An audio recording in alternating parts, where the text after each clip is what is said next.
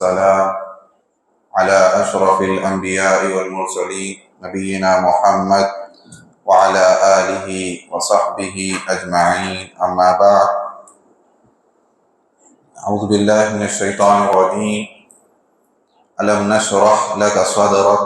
ووضعنا عنك وزرك. تمام تعریف اللہ رب العالمین ہی کے لیے لائق و زیبا ہے کہ اس نے ہمیں اس کے محبوب بندے محمد صلی اللہ علیہ وسلم کے متعلق آپ کی زندگی، آپ کی سیرت کو سنانے کا اللہ نے ہمیں موقع عطا فرمایا. صلوات اللہ علیہ وسلم علیہ. اللہم صلی علی محمد وعلی آل محمد کما صلیت علی ابراہیم وعلى آل إبراهيم إنك حميد مجيد. اللهم بارك على محمد وعلى آل محمد كما باركت على إبراهيم وعلى آل إبراهيم إنك حميد مجيد. محترم حاضرین، گزشتہ درسوں میں ہم نے سیرت نبی صلی اللہ علیہ وسلم کی اہمیت و ضرورت، اسی طرح عرب کا ماحول، عرب کے حالات زندگی، اسی طرح اس کے بعد پھر آپ صلی اللہ علیہ وسلم کی پیدائش اور عربوں کی جو خصوصیات اور پرورش کرنے کا جو طریقہ عربوں کے یہاں موجود تھا، آپ صلی اللہ علیہ وسلم کی پیدائش کیسے ہوئی، اس وقت کیا کیا واقعات پیش ہوئے، یہ تمام چیزوں کو ہم نے گزشتہ دروس میں جانا. انشاءاللہ آج کے درس میں آپ صلی اللہ علیہ وسلم کا بچپن، اس کے متعلق جاننے کی کوشش کریں گے. محترم حاضرین، آپ صلی اللہ علیہ وسلم جب مکہ آئے، حلیمہ سعدیہ کے پاس سے رہ کر 4 سال کے بعد جب آپ صلی اللہ علیہ وسلم اپنے والدہ کے گود میں آئے، کچھ برس رہے، صرف 2 سال کا عرصہ آپ نے اپنی والدہ کے ساتھ رہا. 6 سال کی عمر کے تھے آپ کی ماں آمینہ، وہ انتقال فرمائیں. پھر اس کے بعد آپ کی کفالت کرنے والے آپ کے دادا عبد المطلب نے آپ کی کفالت کی. پھر جب آپ 8 سال کے ہوئے، 2 سال کا ہی وقفہ گزارے، 8 سال کی عمر کو پہنچے، آپ کے دادا بھی انتقال کر گئے. پھر اس کے بعد آپ صلی اللہ علیہ وسلم کی پرورش آپ کے چچا نے اٹھائی، ابو طالب نے. آپ صلی اللہ علیہ وسلم کے سگے چچا تھے، آپ کے والد عبداللہ کے سگے بھائی ابو طالب تھے، اور انہوں نے آپ صلی اللہ علیہ وسلم کی پرورش کی. آپ کے بچپن میں آپ کی ریکھ دیکھ، یہ تمام چیزیں انہوں نے کی. وہ بڑی محبت کرتے تھے. ابو طالب اپنے بھتیجے سے، اپنے بچوں سے کہیں زیادہ اپنے بھتیجے سے محبت کرتے تھے. اور اللہ کے رسول صلی اللہ علیہ وسلم بھی ایسے نہیں کہ آپ اپنے چچا کے گھر میں ایسے ہی پل رہے ہیں، آپ ان پر پوری طرح ڈیپینڈ ہیں، اس طرح نہیں. آپ صلی اللہ علیہ وسلم نے جیسے ہی ہوش سنبھالا، 12 سال اس طرح کی عمر کے بھی نہیں ہوئے، آپ نے اسی وقت سے بکریاں، مکے کے کچھ قبائل کی بکریاں چرانا اللہ کے رسول صلی اللہ علیہ وسلم نے شروع کیا. اللہ کے رسول صلی اللہ علیہ وسلم خود فرماتے ہیں کہ میں نے بنو سعد کی بکریاں چند قیرات کے عوض میں نے چرائی ہیں، چند ٹکڑوں کے عوض. قیرات ایک معمولی سا درہم کا بھی ایک چھوٹا سا حصہ، اسے قیرات کہا جاتا ہے. آپ صلی اللہ علیہ وسلم نے فرمایا چند قیرات کے عوض میں نے بکریاں چرائی ہیں. پھر آپ نے ایک حدیث میں آپ صلی اللہ علیہ وسلم نے فرمایا ہر نبی مجھ سے پہلے جو انبیاء اکرام گزرے ہیں، ہر نبی نے بکریاں چرائی ہیں. صحابہ نے پوچھا اللہ کے رسول کیا آپ نے بھی بکریاں چرائی ہیں؟ آپ نے فرمایا ہاں میں نے بھی بکریاں چرائی ہیں. اللہ تعالیٰ نے اس میں ایک حکمت رکھی ہے. اہل علم کہتے ہیں کہ انبیاء اکرام جو بکریوں کو چراتے ہیں، اس میں اللہ تعالیٰ نے ایک حکمت رکھی ہے، کیونکہ بکریاں، ہر بکری ایک طرح کی نہیں ہوتی، ہر ایک کا مزاج مختلف ہوتا ہے. وہ ایک جگہ نہیں، ایک جگہ ایک ساتھ جمع نہیں ہوتی ہیں، بکھرتے رہتی ہیں. انہیں ایک ریوڑ سے دوسرے ریوڑ لے جانا، انہیں ایک چراگاہ سے دوسری چراگاہ لے جانا ایک مشکل مرحلہ ہوتا ہے. انبیاء کرام کو اس میں ایک تربیت دی جاتی ہے، ٹریننگ دی جاتی ہے کہ اس طرح اگر تم بکریاں چراؤ گے، اس سے تمہارے اندر ایک قیادت کا مادہ آئے گا، لوگوں کی رہنمائی کرنے کی ایک طاقت تمہارے پاس آئے گی. کیونکہ لوگ جو آپ کے سامنے ہوتے ہیں وہ بھی مختلف مزاج کے ہوتے ہیں، ایک الگ مزاج کا ہے، کوئی اور الگ مزاج کا ہے. ان تمام کو لیتے ہوئے چلنا، صبر کے ساتھ چلنا، کیونکہ یہ چیز جو ہے صبر سکھاتی ہے۔ تو ایک تربیت اللہ کے رسول صلی اللہ علیہ وسلم کی اس کے ذریعے کی گئی، کہ اللہ کی جانب سے فیصلہ تھا۔ آپ صلی اللہ علیہ وسلم نے تربیت کی، آپ صلی اللہ علیہ وسلم کی تربیت ہوئی۔ خود آپ دیکھیں اللہ کے رسول صلی اللہ علیہ وسلم کے ساتھ جو صحابہ تھے، ہر صحابی آپ کے جیسا، آپ سے ہر درجہ محبت کرنے والے، یا آپ کے ساتھ ہر درجہ یعنی طرح محبت کرنے والے، آپ کا احترام کرنے والے ایسے نظر نہیں آتے۔ کبھی کبھی صحابہ کرام بھی یعنی دیہاتیوں جیسا سلوک اللہ کے رسول صلی اللہ علیہ وسلم سے کرتے ہیں۔ کبھی کوئی آتے ہیں آپ کے گھر کے سامنے کھڑ کر، محمد، اے محمد آئیے بات کرنا ہے، اس طرح کے نام لے کر کہتے۔ اللہ تعالیٰ نے سورہ حجرات میں تنبیہ فرمائی کہ کوئی بھی رسول کو نام لے کر نہ بلائے، آپ کے نام سے آپ کو نہ پکارے، اللہ کے رسول صلی اللہ علیہ وسلم کو۔ اسی طرح ایک موقع پر ہم دیکھتے ہیں کہ اللہ کے رسول صلی اللہ علیہ وسلم غنیمت کا مال تقسیم کر رہے ہیں، ایک شخص اٹھتے ہیں، کہتے ہیں اے محمد آپ انصاف کیجئے، اعدل یا محمد،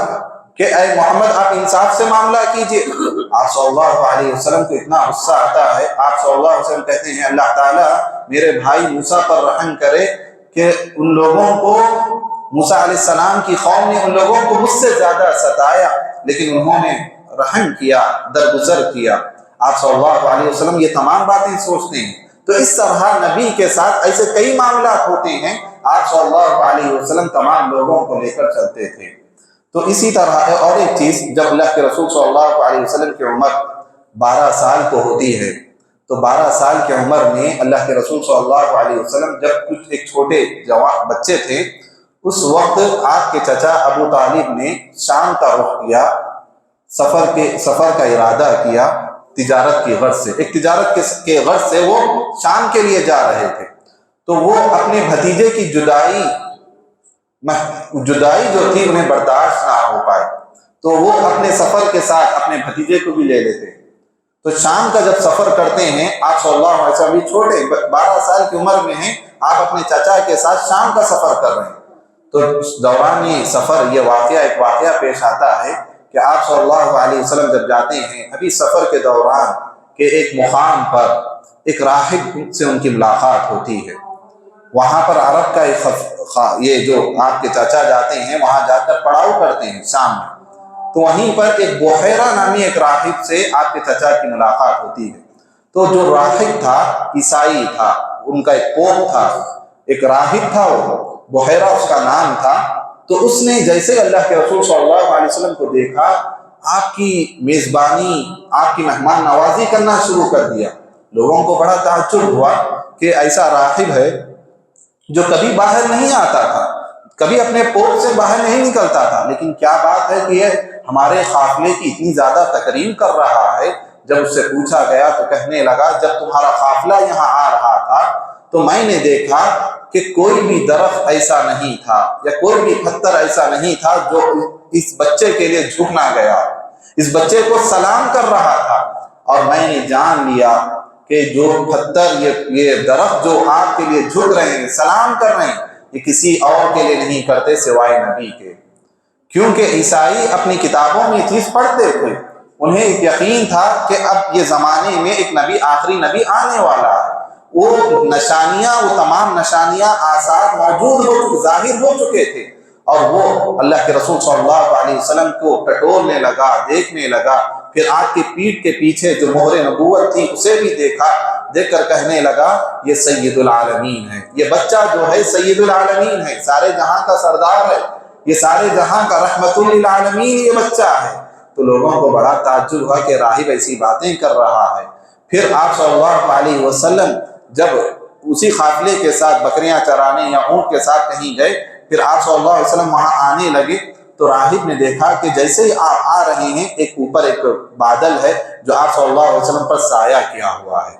پھر یہ لوگ کھانے کے لیے بیٹھ رہے ہیں، تو تمام لوگ قافلے والے ایک درخت کے نیچے بیٹھ گئے، اس کے سائے کے نیچے بیٹھ گئے۔ اللہ کے رسول کو آنے میں لیٹ ہوئی، تاخیر ہوئی، تو آپ دوسری جانب بیٹھ گئے۔ تو جو درخت کا جو سایہ تھا، درخت کا سایہ بدل گیا، اور درخت نے پھر پلٹ کر اللہ کے رسول صلی اللہ علیہ وسلم کو سایہ کیا۔ یہ تمام چیزیں راہب دیکھ رہا تھا، لوگوں سے کہہ رہا تھا کہ دیکھو میں جو کہہ رہا ہوں یہ تمام نشانیاں اس بچے میں پائی جا رہی ہیں۔ پھر اس نے آپ صلی اللہ علیہ وسلم کے چاچا ابو طالب سے کہنے لگا کہ آپ اپنے اس بچے کو واپس مکہ بھیج دیجیے، کیونکہ مجھے یہ شک ہے، یہ اندیشہ ہے کہ اگر آپ اسے آگے لے جائیں گے رومی لوگ اس بچے کو یا تو قتل کر دیں گے یا گرفتار کر لیں گے، کیونکہ وہ لوگ جانتے ہیں کہ آخری وقت ایک نبی آنے والا ہے، وہ تمام نشانیاں ظاہر ہو چکی ہیں، وہ انتظار میں ہیں۔ تو یہ تمام باتیں جب راہب نے اللہ کے رسول صلی اللہ علیہ وسلم کے چچا ابو طالب سے کہی تو ابو طالب کو کچھ شک ہوا، تو انہوں نے اللہ کے رسول صلی اللہ علیہ وسلم کو پھر واپس مکہ بھیج دیا، وہیں سے واپس دوبارہ بھیج دیا۔ تو یہ جو واقعہ ہے، اس واقعے میں ہمیں معلوم ہوتا ہے کہ عیسائی لوگ اللہ کے رسول صلی اللہ علیہ وسلم کی نشانیوں سے پہچانتے تھے، انہیں اس بات کا علم تھا کہ اللہ ایک آخری نبی آنے والا ہے، لیکن انہیں یہ نہیں معلوم تھا کہ وہ آخری نبی بنو اسماعیل میں سے آئیں گے۔ انہیں اس بات کا علم تھا کہ جو آخری نبی آئیں گے وہ بنو اسحاق میں سے آئیں گے، جو انبیاء بنو اسرائیل کا جو انبیاء کا سلسلہ تھا اسی سلسلے میں سے آئیں گے، وہ یہودی ہوں گے یا عیسائی ہوں گے، نصارہ میں سے ہوں گے، ان لوگوں کا یہ دعویٰ تھا۔ لیکن جب اللہ کے رسول صلی اللہ علیہ وسلم بنو اسماعیل میں سے آئے تو انہیں بڑا تعجب ہوا، انہیں حسد ہونے لگی، اسی حسد کی وجہ سے وہ ایمان نہیں لائے۔ قرآن مجید میں اللہ تعالیٰ نے فرمایا ان لوگوں کے متعلق سے الذین آتیناہم الکتاب یعرفونہ کما یعرفون ابناءہم، جن لوگوں کو ہم نے کتاب دی، آسمانی کتاب دی، تورات انجیل ہم نے دی، یہ وہ لوگ ہیں جو اللہ کے رسول صلی اللہ علیہ وسلم کو ایسے جانتے ہیں جس طرح ایک باپ اپنے بیٹے کو جانتا ہے۔ ایک باپ اپنے بیٹے کو پہچاننے میں کوئی شک نہیں کرتا، اسے کوئی شبہ نہیں ہوتا کہ میرا بیٹا ہے، اس طرح اہل کتاب اللہ کے رسول صلی اللہ علیہ وسلم کو جانتے تھے، پہچانتے تھے، لیکن تسلیم نہیں کرتے تھے، آپ کی نبوت کو قبول نہیں کرتے تھے، اس وجہ سے کہ حسد من عند انفسہم، ان کے دلوں میں حسد تھا، بغض تھا کہ یہ بنو اسماعیل میں سے آئے ہیں، اس لیے وہ ایمان نہیں لاتے تھے۔ تو اس کی کئی دلائل ہمیں ملتے ہیں۔ اہل علم یہاں پر ایک واقعہ بیان کرتے ہیں کہ آپ دیکھیں سلمان فارسی رضی اللہ تعالیٰ عنہ کا واقعہ دیکھیں۔ سلمان فارسی رضی اللہ تعالیٰ عنہ ایک ایسے صحابی ہیں جو ایک لمبی عمر گزارے ہیں، اللہ تعالیٰ نے انہیں طویل زندگی عطا فرمائے۔ وہ اپنی زندگی کا خود واقعہ بیان کرتے ہیں کہ میں ایران میں پیدا ہوا، مجوسی گھرانے میں پیدا ہوا، ایسے گھرانے میں جو میرا گھرانہ آگ کی پوجا کرتا تھا، آگ کی عبادت کرتا تھا، تو میں بھی آگ کی عبادت کرنے لگا۔ جب میں بڑا ہوا اپنے باپ کے ساتھ، اپنے خاندان والوں کے ساتھ، میں بھی مجوسی تھا، آگ کی پوجا کرتا تھا، لیکن میرے دل میں ایک حق کی تلاش تھی، جستجو تھی کہ کیا حق ہے وہ جان سکوں۔ ایک مرتبہ ایران میں ایک ایسا ہوا، میں نے ایک چرچ کو دیکھا، عبادت خانہ جو چرچ ہوتا ہے عیسائیوں کا عبادت خانہ، اس کو دیکھا، وہاں کی عبادتیں میں نے دیکھی تو کہنے لگتے ہیں کہ مجھے وہاں کی عبادتیں اچھی لگنے لگی، وہاں کے لوگ اچھے لگنے لگے، کیونکہ ان کے طریقہ، ان کے اعمال درست نظر آنے لگے، تو میں عیسائی مذہب قبول کر لیا، عیسائی مذہب کو قبول کر لیے، اور پھر اس چرچ میں جا کر عبادت کرنا بھی شروع کر دیے۔ جیسے ان کے والد کو معلوم ہوا کہ ان کا بیٹا عیسائی ہو چکا ہے، مجوسی آگ کی پوجا چھوڑ چکا ہے، ان کے والد کو غصہ آیا، تو انہوں نے ان کے ہاتھوں میں بیڑیاں ڈال دی، پیروں میں بھی بیڑیاں ڈال دی، اور انہیں گھر میں قید کر دیا گیا۔ لیکن اتفاق ایسا ہوا کہ ایران سے ایک قافلہ جانے والا تھا جو شام کی جانب جانے والا تھا، تو وہ اس قافلے کے ساتھ کسی طرح اپنے آپ کو چھڑا کر، بچا کر، کسی کا سہارا لے کر، تعاون لے کر اس قافلے کے ساتھ ہو گئے، تاکہ میں اچھی طرح عیسائی مذہب اختیار کر سکوں، اس کا علم حاصل کر سکوں۔ تو یہ شام کے قافلے کے ساتھ شام آ گئے، یہاں ایک بڑے چرچ میں، وہاں جو ایک بڑا راہب ہوتا ہے، پوپ ہوتا ہے، اس کی خدمت میں آئے، آ کر اپنا واقعہ بیان کیا کہ میں ایسا مجوسی تھا، مجھے یہ عیسائی مذہب اچھا لگنے لگا، لہذا مجھے عیسائی بنا دیجئے اور مجھے آپ کی خدمت میں رکھ لیجئے، تاکہ میں آپ سے اس مذہب کے تعلق سے جان سکوں اور آپ کی خدمت کر سکوں۔ تو راہب جو تھا، جو چرچ، بڑے چرچ کا جو پوپ تھا، وہ سلمان فارسی کو اپنے ساتھ رکھ لیا، اب وہ وہاں رہنے لگے، لیکن وہ دیکھتے تھے اس راہب کو، اس پوپ کو، کہ وہ لوگوں کو تو حکم دیتا ہے اچھے کام کا، اچھے عمل کرنے کا حکم دیتا ہے، لوگوں کو اپنے مذہب کے تعلق سے قربانی کرنے کا، پیسہ خرچ کرنے کا حکم دیتا ہے، لیکن یہ خود اس پر عمل نہیں کرتا ہے، اور لوگ جو پیسہ چندہ کر کے جمع کرتے ہیں وہ خود اپنے پاس رکھ لیتا ہے، اپنا خزانہ جمع کر رہا ہے۔ تو یہ چپکے چپکے دیکھتے تھے پھر آخرکار یہ ہوا کہ وہ راہب کا انتقال ہو گیا۔ انتقال ہونے کے بعد سلمان فارسی نے لوگوں سے کہا کہ دیکھو جس پوپ کو تم مانتے تھے، یہ جو تمہیں حکم دیتا تھا کہ عیسائی مذہب کے نام پر تم خرچ کرو، اور یہ اپنی خزانے بھرتا تھا، اور وہ سلمان فارسی اس کے خزانے لے جا کر لوگوں کو دکھائے کہ دیکھو اتنا خزانہ اس نے جمع کر لیا ہے، یہ اچھا راہب نہیں تھا۔ تو لوگوں کو اتنا غصہ آیا کہ اس راہب کو سولی پر لٹکا کر انہوں نے مارا، حالانکہ وہ مر چکا تھا، اس کی لاش کو انہوں نے سولی پر لٹکا کر مارا۔ پھر اس کے بعد بھی ان کے دل میں ایک چنگاری تھی، حق کی تلاش تھی، جستجو تھی کہ کیا حق ہے، یہ اس کو میں جان سکوں۔ تو اس کے بعد ایک دوسرے راہب کے پاس جاتے ہیں، وہ سیریا چلے جاتے ہیں، وہاں ایک بڑا راہب تھا، اس کے پاس جا کر اس کی خدمت میں رہتے ہیں، وہاں سے پھر اس کی خدمت کرتے ہیں۔ جب وہ مرنے لگتا ہے تو اس سے کہتے ہیں اب تم تو مرنے والے ہو، تو مجھے اب اس کے بعد کس کے پاس جانا چاہیے؟ ایک بڑے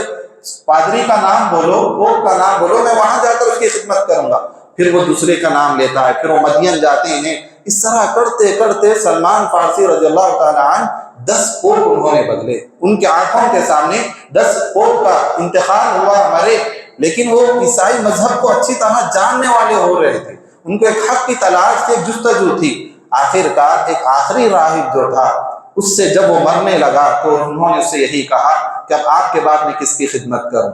مجھے حق پر رہنا ہے، مجھے اچھی طرح عبادت کرنا ہے۔ تو اس آخری راہب نے کہا دیکھو میں تمہیں ایک اچھی نصیحت کرتا ہوں،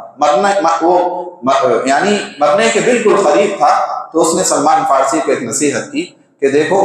تمہیں اگر حق کی تلاش ہے، صحیح مذہب کی تلاش ہے، تو ہماری کتابوں کے اعتبار سے اب یہ ایسا زمانہ آ چکا ہے کہ اس زمانے میں آخری نبی آنے والے ہیں، اور یہ تمام نشانیاں ہماری کتابوں سے ظاہر بھی ہو چکی ہیں کہ وہ نبی آنے ہی والا ہے، آ چکا ہے۔ لہذا تم ایسا کرنا، اگر تم سے ہو سکے تو اس آخری نبی کو تم تلاش کرنا، اس پر تم ایمان لے آنا، اس کی شریعت کو تم قبول کرنا، تاکہ تم کامیاب ہو سکو، تاکہ تمہیں حق مل جا سکے۔ تو سلمان فارسی نے کہا کہ میں وہ آخری نبی کو کیسے تلاش کروں، کہاں ڈھونڈوں؟ تو وہ پوپ کہنے لگا کہ ہماری نشانیوں کے اعتبار سے وہ آخری نبی عرب میں آنے والا ہے، لہذا تم عرب چلے جانا۔ تو انہوں نے کہا کہ عرب تو بہت بڑا ہے، میں وہاں جا کر کیسے تلاش کروں؟ تو انہوں نے کہا کہ دیکھو تین نشانیاں میں بتاتا ہوں، ان 3 نشانیوں کے ذریعے تم جان لینا کہ وہ نبی ہیں، آخری نبی ہیں۔ ایک تو یہ کہ وہ عرب میں سے آنے والے ہیں، دوسرا یہ کہ وہ جو نبی ہوگا وہ ہدیہ قبول کرے گا، صدقہ نہیں کھائے گا، وہ نبی جو ہوگا صدقہ قبول نہیں کرے گا، صدقہ نہیں کھائے گا، ہدیہ قبول کرے گا۔ اور تیسرا یہ کہ وہ جو نبی ہوگا اس کے پیٹھ پر ایک مہر نبوت ہوگی، ابھرا ہوا ایک گوشت ہوگا انڈے کے مانند، تو اس کے ذریعے تم پہچان لینا کہ یہ نبی ہوئے۔ تو اس طرح جب انہوں نے دیکھا کہ یہ باتیں ہیں تو اب انہیں عرب جانا تھا، اب وہ تھے عراق کے کہیں دوسرے علاقے میں، اب وہاں سے عرب کا ایک قافلہ آیا، تو انہوں نے اس قافلے کے ساتھ بولیے تاکہ میں عرب جاؤں، وہاں جا کر آخری نبی کو تلاش کر سکوں۔ جب یہ قافلے کے ساتھ ہوئے، ان کے ساتھ پھر اور ایک حادثہ پیش آیا کہ قافلے والوں نے جب دیکھا کہ آدمی تنہا ہے، اس کے آگے پیچھے کوئی نہیں ہے، یہ اکیلا تنہا ہے، تو انہوں نے اسے پکڑ کر اپنا غلام بنا لیا۔ وہ قافلے والے جو عرب جانے والے تھے، ان قافلے والوں نے اپنے ساتھ تو لیا، دوران سفر انہیں پکڑ کر اپنا غلام بنا لیا، اور ایک بازار میں جا کر انہیں بیچ دیے، اور بیچے تو اتفاق ایسا ہوا انہیں خریدنے والا مدینہ کا ایک یہودی تھا، سلمان فارسی کو خریدنے والا مدینہ کا ایک یہودی تھا۔ اللہ تعالیٰ نے کس طرح ان کے لیے کیسے اسباب بنائے۔ بسا اوقات انسان سمجھتا ہے کہ میرے لیے حادثہ ہے، میرے لیے اندھوک واقعہ میرے ساتھ ہو چکا ہے، لیکن کبھی کبھی ایسا ہوتا ہے ہم جسے برا سمجھتے ہیں اسی میں اللہ نے ہمارے لیے خیر بھی رکھا ہوتا ہے۔ تو ان کے ساتھ بھی ایسا ہی ہوا، قافلے کے ساتھ گئے، قافلے والوں نے دھوکہ کیا، غلام بنایا، بازار میں جا کر بیچے، لیکن خریدنے والا کون؟ ایک مدینہ کا ایک یہودی ہے، ایک یہودی آپ کو خرید رہا ہے۔ تو یہودی جب وہ خریدا اور مدینہ لایا، یہاں آ کر وہ مدینہ میں رہنے لگے، لیکن یہ اپنے دل میں یہ بات تو چھپا چکے تھے کہ مجھے آخری نبی کی تلاش ہے۔ اسی وقت اللہ تعالیٰ نے اسی وقت اللہ کے رسول صلی اللہ علیہ وسلم بھی ہجرت کر کے مدینہ آ چکے تھے۔ مدینہ کے بعد، ہجرت کے بعد کا واقعہ ہے، تو اللہ کے رسول بھی ہجرت کر کے مدینہ آ چکے تھے، اسی وقت یہ غلام کی حیثیت سے مدینہ آئے ہوئے تھے۔ تو جیسے انہوں نے آپ صلی اللہ علیہ وسلم کے چرچے سنے کہ ایک شخص ہے جو رسول ہونے کا دعویٰ ہے، اس طرح کہ محمد اس کی شریعت یہ ہے، اس طرح کی باتیں جب سلمان فارسی نے سنی تو اپنے جو آقا تھا یہودی جو آدمی تھا اس سے کہنے لگے آپ کی کیا رائے ہے، کیا یہ محمد جو کہہ رہے ہیں کیا سچ ہے، یہ آخری نبی ہیں؟ تو اس شخص کو جیسے ہی اس نے سنا کہ ان کا غلام محمد کے تعلق سے بات کر رہا ہے تو انہوں نے تھپڑ اسے لگا اور کہا کہ تم اس کے تعلق سے کچھ نہیں سوچنا، اس کے تعلق سے کچھ نہیں جاننا، تم بس میری خدمت کرتے رہنا، تم میرے غلام ہو۔ تو خاموش ہو گئے۔ اسی طرح قرآن کی حیثیت سے رہنے لگے، لیکن جب کبھی موقع ملتا اللہ کے رسول کے پاس چلے جاتے، جا کر ایک مرتبہ اب ان کے ذہن میں یہ بات تو تھی کہ آپ کو ڈھونڈنا ہے، مل تو چکے ہیں، اب نشانیاں دیکھنا ہے کہ اللہ کے رسول صدقہ نہیں کھائیں گے، ہدیہ قبول کریں گے۔ تو اس طرح انہوں نے کچھ مال جمع کیا، جا کر اللہ کے رسول کے پاس گئے، جا کر کہنے لگے یہ لیجئے میری جانب سے یہ ہدیہ ہے۔ اللہ کے رسول صلی اللہ علیہ وسلم نے اس ہدیے کو قبول کیا، آپ بھی کھائے، صحابہ کرام کو بھی کھلائے۔ پھر ایک موقع پر کچھ دنوں بعد پھر گئے، کچھ مال جمع کیا، اللہ کے رسول کے پاس گئے، جا کر کہنے لگے کہ یہ میری جانب سے صدقہ ہے، قبول کیجیے۔ اللہ کے رسول نے کہا ہم صدقہ نہیں کھاتے، ہمارے لیے صدقہ حلال نہیں ہے۔ اللہ کے رسول کسی دوسرے صحابی کی طرف منتقل کر دیے کہ ان کو دے دینا، وہ لوگ لے لیں گے۔ تو اس طرح جب یہ دیکھے کہ ایک نشانی تو پوری ہو چکی ہے، اب ایک نشانی تھی جو مہر نبوت تھی، آپ صلی اللہ علیہ وسلم کے پیٹھ کے پیچھے دیکھنا تھا کہ وہ ابھرا ہوا گوشت ہے یا نہیں۔ وہ بار بار جب بھی آتے اللہ کے رسول کے پیچھے جا کر بیٹھتے، سامنے آتے پھر پیچھے آتے۔ اللہ کے رسول صلی اللہ علیہ وسلم کو کچھ شک ہوا کہ کہیں نہ کہیں یہ میری مہر نبوت دیکھنا چاہ رہے ہیں۔ جیسے ہی جب وہ پیچھے گئے اللہ کے رسول نے اپنی چادر ہٹا دی، چادر ہٹائے، جیسے ہی ان کی نظر مہر نبوت پر پڑی، پیچھے سے ہی آ کر چمٹ گئے اللہ کے رسول صلی اللہ علیہ وسلم سے، پیچھے سے آ کر چمٹ گئے اور اسی وقت انہوں نے کلمہ کہا اللہ کے رسول صلی اللہ علیہ وسلم سے، اور زار و خطار رونے لگے۔ پھر سارا واقعہ اللہ کے رسول صلی اللہ علیہ وسلم کو سنایا کہ میرے ساتھ ایسا ایسا واقعہ پیش آیا، میں مجوسی گھرانے میں پیدا ہوا، لیکن میرے دل میں حق کی تلاش تھی، پھر میں عیسائی مذہب قبول کیا، وہاں سے 10 کوٹ میں نے چینج کیے، پھر غلامی کی زندگی گزارا، صرف اس وجہ سے کہ حق کی تلاش کیا ہے، آپ کی جستجو، آپ سے ملاقات، آپ پر ایمان لانا، اسی وجہ سے میں نے تمام کام کیے۔ تو اللہ کے رسول صلی اللہ علیہ وسلم ان سے پھر وہ جب مسلمان ہوئے، لیکن پھر بھی وہ غلام ہی تھے، اس یہودی کے غلام تھے۔ پھر اللہ کے رسول کی خدمت میں رہنا، اسلام کی خدمت کرنا، ساتھ ساتھ غلامی میں رہنا، یہ مشکل ہو رہا تھا۔ تو اس وقت ایک دور یہ تھا کہ غلام اپنے آقا سے مکاتبہ کرتے، اپنے آپ کو چھڑانے کے لیے کچھ رقم دیتے کہ اتنی رقم اگر میں دے دیا آپ کو تو میں آپ کی غلامی سے آزاد ہوں۔ تو یہ جب بات کی گئی اس کے آقا سے تو اس کے آقا نے کہا، یہودی اس شخص نے کہا کہ اگر تم میرے لیے 360 کھجور کے درخت لگاؤ گے اور وہ بڑے ہو جائیں، پھل دینے لگ جائیں تو میں تمہیں آزاد کر دوں گا۔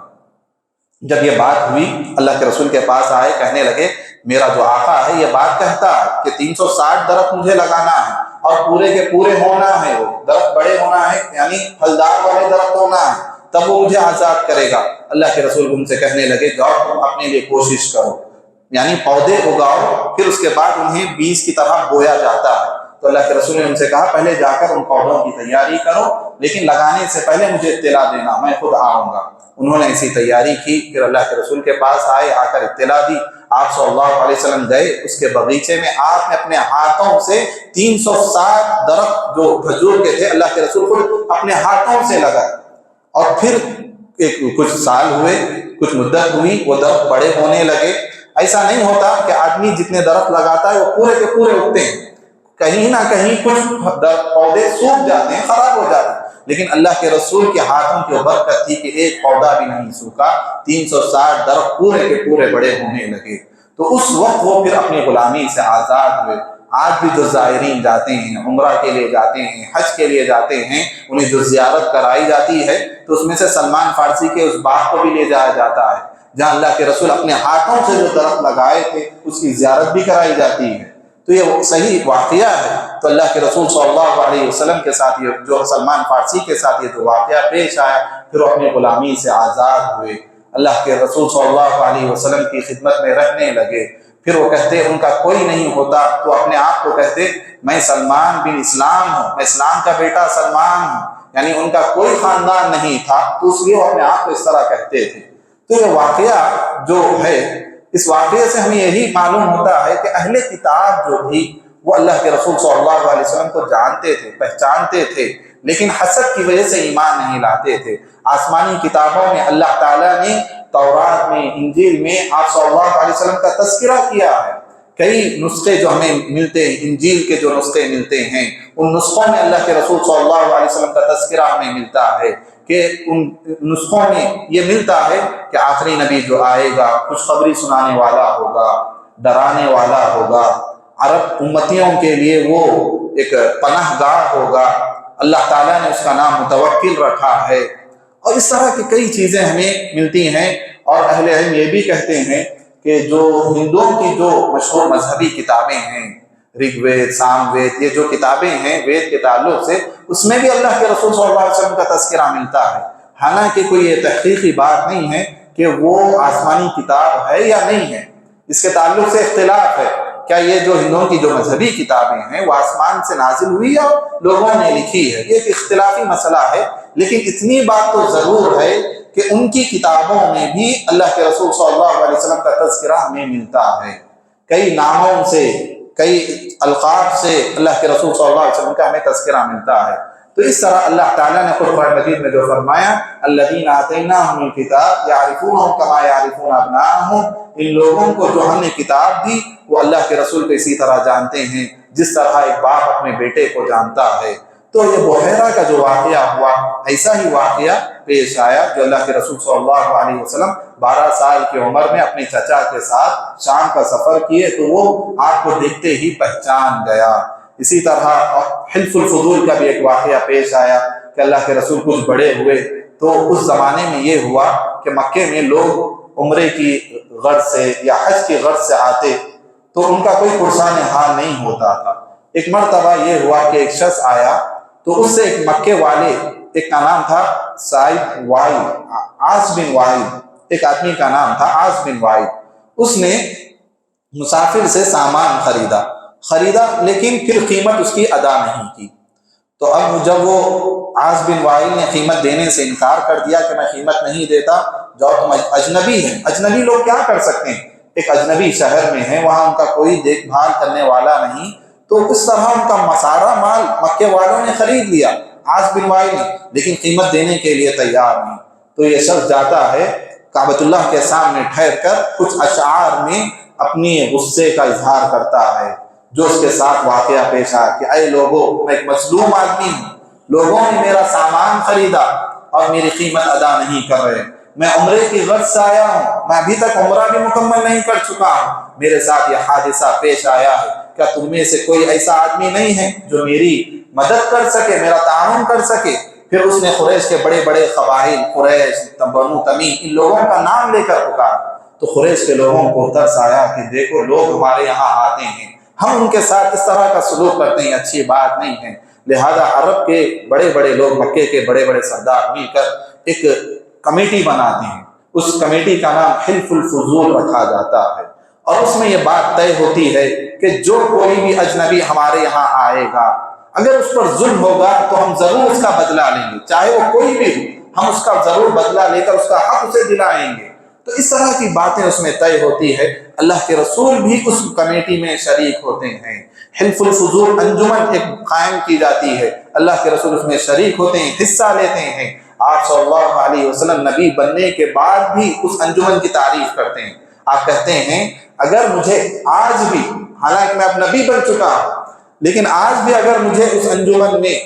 مجھے دعوت دی جاتی ہے، میں ضرور قبول کروں گا۔ مجھے یہ بات ایک سکون سے بھی کہیں زیادہ پسند ہے، کیونکہ وہاں ایک مظلوم کا حق دلانے کے لیے کھڑی ہوئی تھی وہ جماعت، وہ جو کمیٹی کھڑی ہوئی تھی ایک مظلوم کا حق دلانے کے لیے کھڑی ہوئی تھی۔ تو اللہ کے رسول صلی اللہ علیہ وسلم نے یہ بات کہی کہ اگر آج بھی مجھے دعوت دی جائے تو میں ضرور اس دعوت کو قبول کروں گا۔ تو یہ ایک واقعہ پیش آیا حلف الفضول کا، جس میں اللہ کے رسول صلی اللہ علیہ وسلم نے حصہ لیا۔ تو اس سے ایک سبق ہمیں ملتا ہے کہ آدمی کو چاہیے کہ اگر کہیں پر کوئی حق والی بات ہو رہی ہو، کسی کا حق دلانے کی بات ہو رہی ہو، اچھی باتیں ہو رہی ہو لوگوں کی مدد کی غرض سے، تو اگر لوگ جمع ہوتے ہیں، چاہے وہ کسی بھی مذہب کے ہوں، کسی بھی مسلک کے ہوں، اگر آدمی اس سے جڑنا چاہے تو جڑ سکتا ہے۔ ایسا نہیں کہ مسلمان کمیٹی ہے کیا، مسلمان لوگ ہے کیا، اس طرح کا نہیں دیکھا جائے گا۔ اللہ کے رسول کے اس دور میں حلف الفضول میں وہ لوگ ابھی مسلمان نہیں تھے، لیکن اللہ کے رسول صلی اللہ علیہ وسلم ان سے جڑے، ان سے تعاون کیا، مدد لی اللہ کے رسول نے۔ تو اس سے ایک بات ہمیں یہ ملتی ہے کہ ایسا اگر کوئی ہوتا ہے تو ایک مسلمان کو ایسی چیزوں میں شریک ہونا چاہیے، تعاون دینا چاہیے، کیونکہ حق کے لیے وہ چیز اٹھتی ہے، حق کی ثابت کرنے کے لیے، کسی مظلوم کا حق دلانے کے لیے وہ چیز قائم ہوتی ہے۔ تو ایک مسلمان کا کام ہے کہ لوگوں کے لیے وہ فائدہ مند ثابت ہو۔ تو ایک چیز یہ بھی ہوئی، اسی طرح اور بھی چیزیں ہوئی انشاءاللہ آئندہ کے، یعنی یہاں سے جوانی کا مرحلہ اللہ کے رسول صلی اللہ علیہ وسلم کا کیسا رہا، آپ صلی اللہ علیہ وسلم کی شادی کیسے ہوئی، یہ مراحل ہیں۔ یہ بچپن کے کچھ واقعات تھے جو میں نے آپ کے سامنے آج کے اس درس میں رکھے کہ پیدائش سے لے کر اللہ کے رسول کی پیدائش کیسے ہوئی، یتیمی کی جو آپ صلی اللہ علیہ وسلم کی زندگی رہی، اسی طرح پھر بچپن آپ صلی اللہ علیہ وسلم کا کیسا رہا۔ بچپن میں یہ بھی ہوا، جو شق صدر کا جو واقعہ ہوا، اللہ تعالیٰ نے ہر برائی سے آپ کی حفاظت فرمائی تھی۔ آپ صلی اللہ علیہ وسلم کے دل میں کبھی شرک کے لیے محبت پیدا نہیں ہوئی، اور اسی طرح لوگ عرب کے جو مکے کے جو لوگ تھے کئی برائیوں میں ملوث ہوتے تھے، اللہ کے رسول صلی اللہ علیہ وسلم کے دل میں کبھی ایسے برائی کا ارادہ اللہ تعالیٰ نے پیدا نہیں کیا۔ ایک بار ایسا ہوا، اللہ کے رسول صلی اللہ علیہ وسلم بھی چھوٹے تھے